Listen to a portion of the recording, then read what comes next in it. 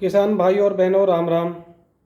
मैं हूं कमांडर जगबीर सिंह और आप देख रहे हैं आपका पसंदीदा चैनल धर्म युद्ध। किसान भाइयों, मैंने पिछला वीडियो जो बनाया था आपके लिए वक्फ बोर्ड बिल और किसान बिल के बारे में, वक्फ बोर्ड एक्ट और किसान बिल के बारे में आप लोगों ने बहुत पसंद किया, आप लोगों ने काफ़ी समझा। उसी को और भी थोड़ा सा सरल भाषा में आप लोगों को मैं अगर समझाना चाहूँ कि वक्फ बोर्ड एक्ट क्या है। वक्फ बोर्ड एक्ट एक जमींदारी सिस्टम है जो 1950 से पहले किसान अंग्रेज़ों के शासनकाल में चलता था। जमींदारी सिस्टम, वही जमींदारी सिस्टम को लागू करना जो है कांग्रेस सरकार का, जो मुगलिया कांग्रेस है, उसका इरादा है कि जमींदारी सिस्टम को लागू किया जाए। और वो जमींदारी सिस्टम में और पुराने जमींदारी सिस्टम और आज के जमींदारी सिस्टम में अंतर केवल इतना है, पुराने समय पे हिंदू, मुस्लिम, सिख, ईसाई कोई भी जो है जमींदार होते थे। आज के जमींदार सिस्टम में वक्फ बोर्ड जो एक्ट है, वक्फ बोर्ड के जो मेंबर्स हैं वो उसके मालिक होंगे और उसमें केवल एक ही समुदाय के लोग हैं, कोई दूसरे समुदाय के लोग हैं नहीं। तो ये अंतर है। तो किसान भाइयों, अगर आपको ये सूचना मिले कि 15 नवंबर 2024 सुबह 10 बजे सारी कृषि भूमि वक्फ बोर्ड की डिक्लेयर कर दी जाती है, नोटिस भेज दिया जाता है सभी को, सारे रेलवे स्टेशन, सारी सरकारी संपत्तियां, जो प्राइवेट बिल्डर्स हैं लाइक रियल इस्टेट है, गौर बिजनेस पार्क है, गौर बिल्डर्स है, M3M है, ATS है, हीरानंदानी रियल इस्टेट है, DLF है, लोड़ा रियल इस्टेट, ऐसा दुनिया भर की रियल इस्टेट कंपनियां हैं, उनको भी अपनी वो डिक्लेयर कर देते हैं। तो क्या आपके सामने से ज़मीन नहीं खिसक जाएगी? यही है वक्फ बोर्ड एक्ट। वो किसी को भी अपना डिक्लेयर कर सकते हैं और उसके अलावा वो कहीं चैलेंज नहीं किया जा सकता, केवल उन्हीं के सामने गिड़गिड़ाओगे, अभी वो उनका डिसीजन है, वो क्या डिसीजन देते हैं, ये चीज़ है। तो किसान भाइयों, जो कृषि भूमि है वो आपकी माँ है, आपकी जीवन, आपके दादे परदादे, आपके बच्चे जो है, सभी का लालन पालन पोषण सभी उसी में से चल रहा है। आपके बच्चों की शादी ब्याह, पढ़ाई लिखाई, हर चीज़ जो है उसमें से चल रही है। अभी वो चीज़ आपके पास से चले जाए, स्कूल कॉलेज भी चले जाएं वक्फ बोर्ड के पास में, तो आप कैसे बच्चों को पढ़ाओगे लिखाओगे? आप कहाँ से लोगे? आज आप कृषि भूमि पे आप कैसे से लोन ले लेते हो बच्चों को पढ़ाने लिखाने के लिए? वो भी नहीं हो पाएगा, क्योंकि वो सारा काम चीज़ें उससे होता रहता है आपका। तो आपकी लाइफ साइकिल इस तरह से चलती रहती है, वो सारी लाइफ साइकिल सब कुछ एकदम ख़त्म हो जाएगा। तो ये है वक्फ बोर्ड एक्ट, जो कृषि जो जमींदारी सिस्टम को, नया तरीका के जमींदारी सिस्टम को लागू करने का कांग्रेसिया और मुगलिया कांग्रेस का जो इरादा जो चल रहा है, ये चीज़ है। तो देशवासियों और किसान भाइयों, आप ये देखेंगे कि अगर ये ऐसा है तो ऐसा हो कैसे गया। ये तो बहुत ही दुखद है, ऐसा कैसे हो गया। तो ऐसा होता कैसे है कि कांग्रेस जो है, अभी जो आज की कांग्रेस है, जो मुगलिया कांग्रेस है, वो उसका मैनेजमेंट सिस्टम है WWWTT। ये फार्मूला वो यूज करती है। उसमें जो है WWW wine women wealth, T for terrorism and T for तुष्टीकरण, WWWTT, ये इसका मेथोडोलॉजी है। इस पे ये काम करते रहते हैं। इसके बहुत सारे जो टूल किट है इस पे काम करता रहता है। सबसे मेजर इसका टूल किट जो है T फॉर टेररिज्म, टेररिज्म के जरिए दहशत फैलाना, ये सारे काम इसके चलते रहते हैं। तो उसमें टेररिज्म में देखा होगा आपने 1989 में जम्मू कश्मीर में क्या हालत हुई, जो उसका आज तक भुगत रहे हैं। हिंदुओं का पलायन हो गया 1984 में, सिखों के साथ में कितना नरसंहार हुआ। और स्पेशली महाराष्ट्र में अगर देखें तो महाराष्ट्र में क्या तो वीर छत्रपति शिवाजी, वीर सावरकर और हिंदू सम्राट बाला साहब ठाकरे, वो उन्होंने जो है मुगलिया सल्तनत को हिला दिया, तो उनसे बहुत नाराज़गी है। तो महाराष्ट्र को सबसे ज़्यादा टारगेट करते हैं, जो कि बॉम्बे स्टॉक एक्सचेंज पे धमाके हुए, मुंबई की जो लाइफ लाइन कही जाने वाली लोकल्स में मालेगांव बम ब्लास्ट, कोदरा कांड जो हुआ, ट्रेन में लोगों को जलाया गया महाराष्ट्र जाते हुए, जो ट्रेन को जलाया गया था कार सेवकों को, और बहुत सारी अभी 9/11 जैसी घटनाएं हुई, ये चीज़ें टेरर मॉड्यूल में आता है। दिल्ली में भी देखो पार्लियामेंट पे अटैक किया, पार्लियामेंट को ही कब्जे में लेना चाहते थे, और प्लेन हाईजैक जैसी घटनाएं, भटला हाउस एनकाउंटर, ये सब चीज़ों एक टेरर मॉड्यूल इनका काम करता रहता है। बीच बीच में ट्रेन में ब्लास्ट होते रहते हैं, रेल की पटरियों को नुकसान पहुंचाना, ये इनका ये टेरर मॉड्यूल काम करता है। दूसरा इनका मॉड्यूल है कि उनको पता है कि सत्ता में बने रहने के लिए जनता नाराज़ हो जाती है, तो वोट नहीं मिलते हैं, पावर में नहीं रहते हैं, तो उन्होंने क्षेत्रीय पार्टियां को अपना बी टीम और सी टीम बनाया। जैसे कि 1989 में एक लाल टोपी वाली सरकार आई मुलायम सिंह जी की, 1989 में उत्तर प्रदेश में, खुद मेजॉरिटी में नहीं थे, लेकिन उनको सपोर्ट दे करके उन्होंने सरकार बनवा दी, उन्हीं को हराया तो उन्हीं को सपोर्ट दे करके सरकार बनवा दी। मुगलिया घोटी उनको भी पिला दी, और एम वाई फैक्टर बना दिया, वाई से पहले एम लगा दिया उसमें, और अभी वो घोटी जो है उसका असर इतना होता है कि वंशों तक असर करती है। वो जो है एक बार जिसको घोटी पिला दी वो हमेशा उसका असर हो जाता है, अगले वंश 2-3 वंश तक शायद ही वो असर करती रहती है। अभी जो अन्ना हजारे जी का आंदोलन जो हुआ था 2011 में, उसका असर जो है 2013 में कांग्रेस की सरकार हिला दी गई, नहीं मिल गई दिल्ली से, लेकिन उससे क्या मिला हमको, देश के साथ में और जनता के साथ में क्या धोखा हुआ कि जो सरकार हराई उसी के सहयोग से एक ऐसी सरकार बनी, वो भी उसके सहयोग से बनी, और उनको भी ऐसी मुगलिया घोटी पिला दी, तो वहाँ से लेकर के पंजाब तक जो है मुगली घोटी का इतना असर है कि दिल्ली की जनता के साथ में बहुत बड़ा धोखा हो चुका है। तीसरा आपको अगर एक और घटना बताऊं तो महाराष्ट्र की है। महाराष्ट्र में 2019 में जो चुनाव हुए थे, बीजेपी और शिवसेना को जिताया था जनता ने, बट शिवसेना को अलग करने के लिए उन्होंने पहले अपनी एक विश्वकन्या को, एक डब्लू जो है उसमें से यूज किया, वहाँ पे महाराष्ट्र में भेजा, शिवसेना में शामिल किया, मुगलिया घोटी पिला दी, और उनको वहाँ से अलग कर दिया गया, और उनका जो हिंदू सम्राट बाला साहब ठाकरे का नाम को डुबाने का काम कर दिया। तो वहाँ पे जनता के साथ फिर वहाँ पे भी धोखा हो गया। तो एक तो है सहयोगी पार्टियां हैं, उनको मुगली घोटी पिला देते हैं, क्षेत्रीय पार्टियां पैदा करते हैं, क्योंकि खुद सत्ता में कैसे भी होता है। दूसरा, इनके पास में कुछ मीडिया को बहुत मैनेज करते हैं, और ये इनका एक बुद्धिजीवी वर्ग है जो अर्बन नक्सल्स जिसको कहते हैं, वो बहुत है। अगला है कि लोगों को, हिंदुओं को जातियों में बहुत बांटते हैं, और उनको जातियों में बांट के उनको बस उसका ध्यान रहता है कि आप जो है जाट आरक्षण, मराठा आरक्षण, गुर्जर आरक्षण, दलितों का आरक्षण, आप लोग केवल और इधर आरक्षण की मांग करते रहो, ये चीज़ों में लगे रहो। फिर किसानों का बिल माफ़ करेंगे कुछ करके, भाई किसानों को फोकस दे दिया कि तुम्हारा जो केसीसी लोन वगैरह है, लोन माफ़ कर दी जाएगी, वो उधर ध्यान बटा दिया। तो बेसिकली वो लोगों को उधर ध्यान बटा देते हैं। सैनिकों को 1 रैंक 1 पेंशन में उलझा दिया, उनको बता दिया कि जो अधिकारी वर्ग हैं आपकी पेंशन को खा रहे हैं, और क्योंकि उनको पता है कि जो सैनिक हैं, जवान हैं, वो ज़्यादा हैं अधिकारी लोग कम हैं, तो हम जवानों का वोटर ले लेंगे, तो उसको वहाँ पर दे दिया। बहुत दिन के बाद में चीज़ समझ में आई, लेकिन वो उनको वहाँ पे फोकस में डाल दिया, ये चीज़ चली गई। और तुष्टीकरण धर्मांतरण इनका चलता रहता है।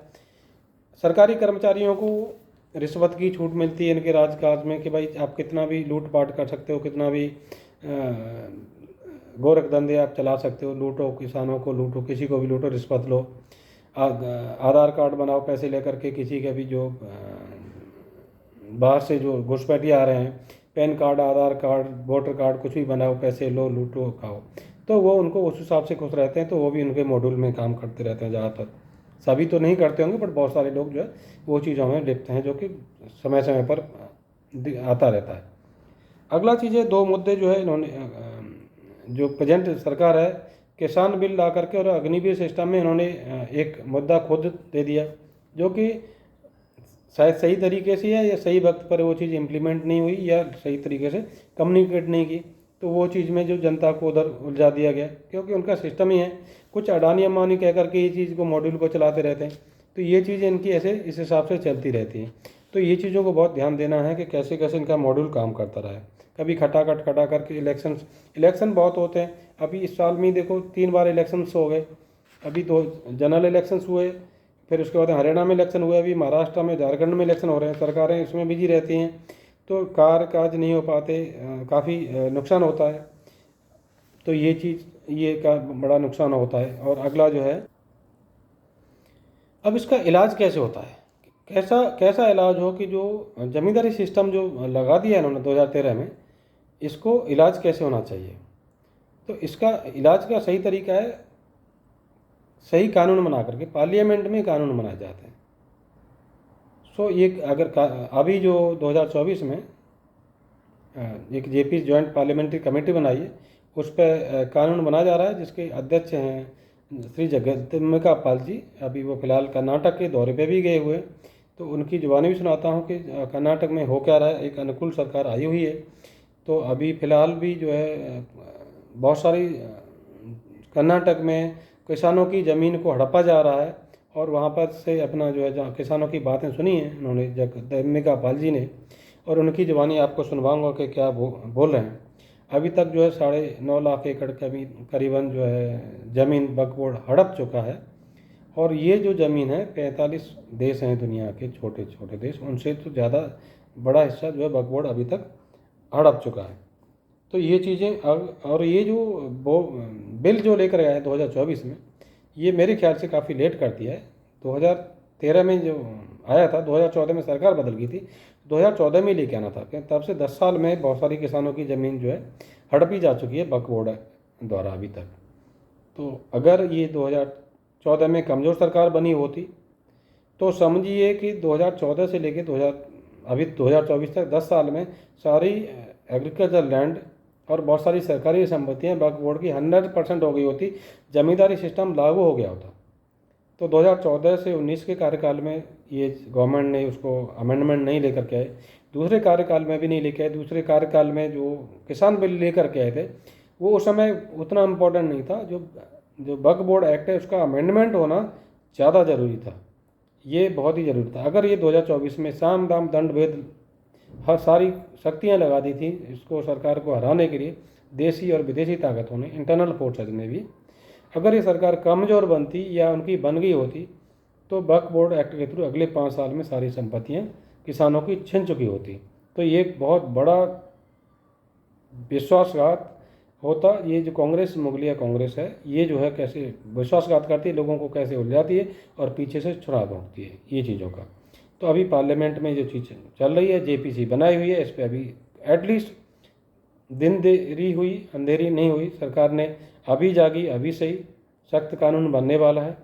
तो अच्छा है कि ये सही जॉइंट पार्लियामेंट्री कमेटी है, बड़े ध्यान से काम कर रही है, और उम्मीद है कि ये सत्र में इस चीज़ को लेकर के आए, विंटर सेशन में ही। इस विंटर सेशन के दौरान हो सकता है कि बहुत सारे आंदोलन हो सकते हैं, क्योंकि मुगलिया कांग्रेस ऐसे बैठने वाली नहीं है, क्योंकि उसकी हरकतें तो आप समझ नहीं सकते, प्रेडिक्ट नहीं कर सकते क्या क्या कर सकते हैं। सड़कों पर दंगे क्या क्या नहीं होगी, आगजनी, बहुत कुछ चीज़ें हो सकती हैं। तो सजग रहिए, सतर्क रहिए, एकत्रित रहिए, अपने यहाँ पे लोग संभल के रहिए, और कहीं पे कोई नुकसान हानि नहीं करनी है, बट एकत्रित रहना है, अपने आप को बचाना है, समाज को बचाना है, देश की संस्कृति को बचाना है। तो उसके लिए कहूँगा, बहुत सारे भड़काऊ भाषण वगैरह इसमें आजकल चल रहे हैं, वो चीज़ मैं आपको नहीं सुनाऊंगा, आप लोगों ने सुने हुए होंगे। लेकिन आप लोगों को और क्या करना है, और कुछ करने के लिए बेसिकली क्या है कि हमारे पास में पहली तो बात है कि जो चुनाव होते रहते हैं टाइम टू टाइम, जिन लोगों ने, जिन पार्टियों ने मुगली घुटी पी रखी है, जो परिवारवाद पे काम करती हैं, वो सारे मुगली घुटी पिए हुए लोग हैं। तो उनको हमेशा सत्ता से बाहर रखना है। और इवन जो भी कोई, हो सकता है आप किसी पार्टी विशेष को पसंद करते होंगे कि उसकी हो सकता है कि राष्ट्रीय नीति हो, लेकिन कैंडिडेट आपको पसंद नहीं है, तो प्लीज़ उस कैंडिडेट को आप बदलिएगा, और वो सही कैंडिडेट को हमेशा चुनिएगा। आप जो उसको वोट न करके कोई अपना कैंडिडेट खड़ा करें, उसको हमेशा चुनें। दूसरा है, ये सुनिश्चित करें कि अपने बच्चों को अग्निवीर में ज़रूर भेजें। अगले 10 साल में अपना टारगेट रहना चाहिए कि जो अग्निवीर हैं वहाँ से रिटायरमेंट होते रहेंगे 4 साल के बाद में, तो जितने भी सरकारी डिपार्टमेंट हैं उसमें अग्निवीरों को सारे डिपार्टमेंट में भेजना है, क्योंकि वो मुगली घुटी का असर उनके ऊपर ज़्यादा करेगा नहीं, कि सो दैट वो सही काम करेंगे, तुष्टिकरण में और रिश्वतखोरी वगैरह में नहीं रहेंगे। तो किसानों की हालत जो है तहसील में आजकल थाने में कहीं और दूसरी जगह पर रिश्वतखोरी से बहुत परेशान है, उस चीज़ से आप लोगों को छुटकारा मिलेगा। तो अग्निवीर में अपने बच्चों को भेजिए और उसके बाद में सुनिश्चित कीजिए अपने MLA MP के थ्रू कि सही कानून लगाएं कि जो बच्चे अग्निवीर से रिटायर होकर के आएंगे उनको 100% स्टेट गवर्नमेंट्स में जॉब इंश्योर किया जाए। और जो आपने और अपने MLA MPs को मिले कि सख्त से सख्त कानून बनाना है, धर्मांतरण वगैरह रोकें, तुष्टीकरण रोकें, घुसपैठ को रोकें, फ्री बीज को रोकी जाए। ये सब चीज़ें अब बर्दाश्त नहीं होगी। उम्मीद है आपको जमींदारी सिस्टम जो मैंने बताया है, वक्फ बोर्ड एक्ट, जो जमींदारी सिस्टम जो है आपको समझ आ गया होगा। ये बहुत ही संजीदा मामला है, इस पर बहुत ध्यान देने योग्य बात है। अगले कुछ महीने में काफ़ी दिक्कतें हो सकती है देश के सामने। इस बार दिवाली पे भी इनको हंगामा करना था, वो समय बच चुका है। अभी जो धर्म युद्ध चल रहा है महाराष्ट्र में, बहुत बड़ा संघर्ष है, एक तरह का महाभारत है जो इलेक्शंस है। तो महाभारत की जनता भी हरियाणा की जनता के जैसे सही निर्णय ले, क्योंकि महाराष्ट्र की छवि को छत्रपति शिवाजी महाराज की जो है सोच को बचाना है। वीर सावरकर जो है या हिंदू सम्राट बाला साहब ठाकरे की जो नियति थी उसको बचाना है। भारतीय संस्कृति को बचाने के लिए महाराष्ट्र के लोग काम करेंगे। तो उम्मीद करता हूँ आपको समझ आ गया होगा। आप ज़्यादा से ज़्यादा लाइक करें, फॉरवर्ड करें इस वीडियो को, बेल आइकन दबाना न भूलें। सारे किसान भाइयों तक ये वीडियो पहुँचना चाहिए। अभी मैं आगे आपको सुनाता हूँ कि जॉइंट पार्लियामेंट्री कमेटी के जो चीफ हैं, अध्यक्ष हैं, वहाँ पे कर्नाटक में गए हुए हैं और किसानों से जो बातचीत कर रहे हैं और उनकी जुबानी आपको सुनाता हूँ वो क्या कह रहे हैं, क्या बातचीतें चल रही हैं, वो जो चीज़ें उन्हीं की जुबानी आप सुनिए। सवाल करने के बजाय कि मैं क्यों आया हूं, मैं सवाल पूछना चाहता हूं कि अगर भारत की लोकसभा में स्पीकर श्री ओम बिरला जी ने एक कमेटी का गठन किया, ज्वाइंट पार्लियामेंट्री कमेटी का, उसमें सभी पार्टी के MP हैं, ओवैसी साहब भी हैं, आप पार्टी के संजय सिंह भी हैं, DMK के राजा साहब भी हैं, यहाँ के जावेद साहब भी हैं, सैयद नसीर साहब भी हैं, बहुत से कल्याण बनर्जी साहब हैं, जस्टिस गंगोपाध्याय जी, तेजस्वी सूर्या जी, सभी पार्टी के 31 सदस्य हैं।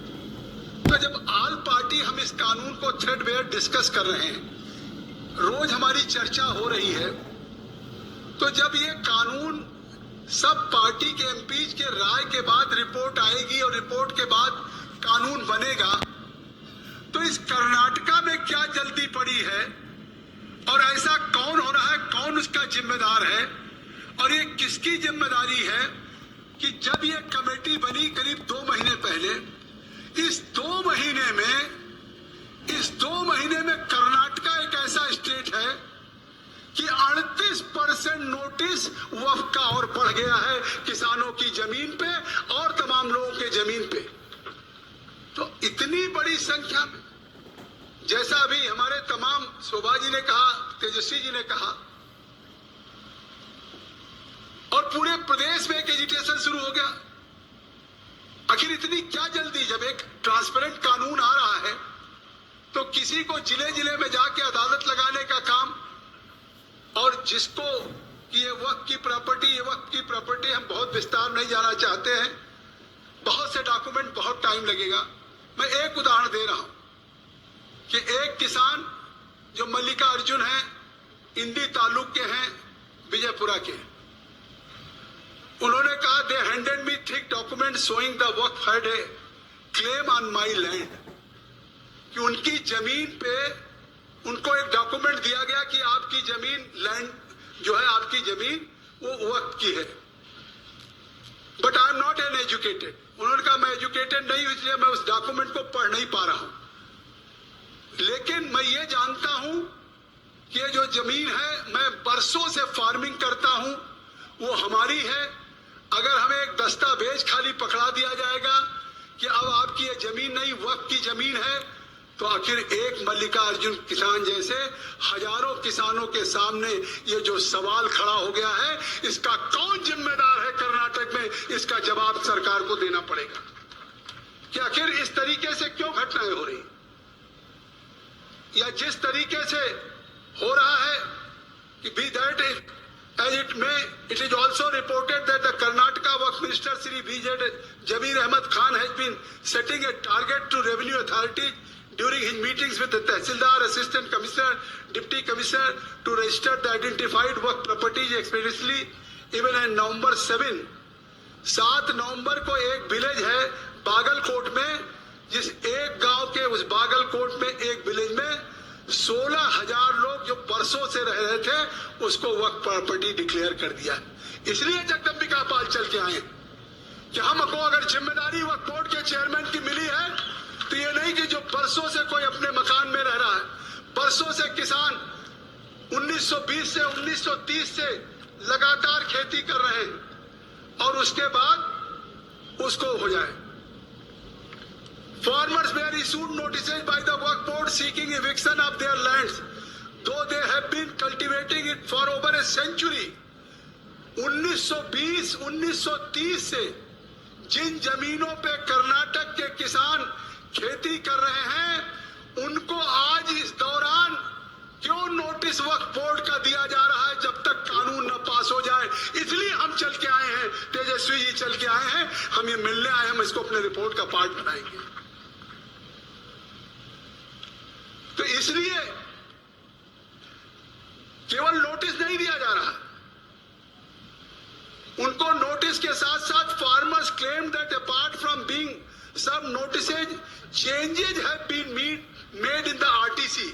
Changes have made in the RTC. RTC मतलब record of rights, tenancy and crops. जो इस प्रदेश का कानून है RTC, उस RTC में भी चेंजेज हो रहा है। ये सरकार की जिम्मेदारी नहीं बनती स्टेट की। तो किसान भाइयों, आपने श्री जगदम्बिका पाल जी को सुना, कर्नाटक से सुना कि क्या हो रहा है, क्योंकि वो सरकार एक मुगलिया सरकार है, उनके अनुकूल सरकार है। तो ज़मीनों, किसानों की ज़मीन अभी भी हड़पी जा रही है और चेंज किए जा रहे हैं कि तहसील रिकॉर्ड में जो वक्फ बोर्ड की संपत्ति डिक्लेयर किया जाए उसमें अमेंड किया जा रहा है। तो आपके भी राज्य में ऐसी सरकार आगे न बने कि जो आपकी संपत्ति को हड़पा जाए।